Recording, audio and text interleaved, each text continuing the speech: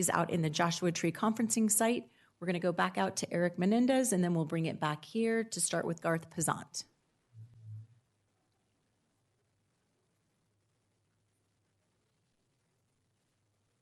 Okay, sorry, I guess I'll start off. I'm assuming that a lot of public comments made is about the boroughs. You know, I'm going to keep it brief. One thing I wanted to talk about just is community engagement and public engagement. It kind of goes back to the whole theme of what I'm trying to do out here with the Joshua Tree Gateway Communities Alliance. We had the Yucca Valley Film Festival that was last month already, or maybe no, October. My gosh, it's already been 2 months. But there are a couple notable local films that I wanted to talk about.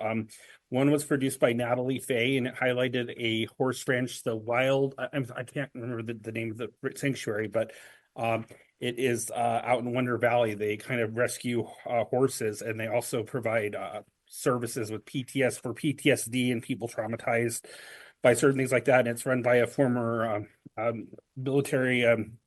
Can't think of her name right now, but anyways, it's a great program. But there was this short film that's 3 minutes long. It's called 4 Feet Away. I really think people should watch it and look it up. And there was another great, and it won the Yucca Valley Award.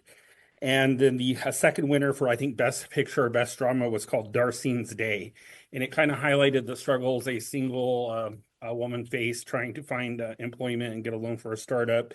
And she was homeless, living out of her car. It was just a powerful story. And I got a chance to meet both of these filmmakers and some of the people in them at the film festival. I just think it was great. And it highlights all of the great people and resources we have up here, which kind of goes back to my overall message of just trying to hope we can get a little more engagement up here. I think today, looking at, the technical difficulties we had in this conference center, which is now only periodically open, which is concerning to me. I just think, we have a lot of resources that I think we could use better. And we got to find a way to get our public engaged, because right now it's just myself and Hillary Sloan from the radio station. And I think Glenn Harris, your rep, popped in, Supervisor Rao, a few times, but that's it.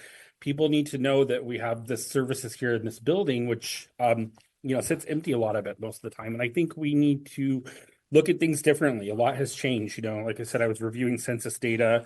Roughly almost 80,000 people up here. And I definitely think, we have to look at things differently and find a way to engage our community. And I have made a lot of connections in the Coachella Valley, and, a lot of people are interested in Joshua Tree in the park. And I have a lot of great meetings that have come up, the end of last year and these next few weeks. So I've been working a lot with Visit Greater Palm Springs. I think they are a great resource. I did invite your staff to our first board meeting for JTGCA, but unfortunately no one was able to attend, I guess. But it is on our website. You can go to the media section, jtgca.org, and kind of see what we talked about. And we are hoping to have more involvement from San Bernardino County as well as Riverside County. Had a lot of discussions out on that side as well. So thank you again for all your service, and I will end it there. Thank you very much. Garth Pizant, who will be followed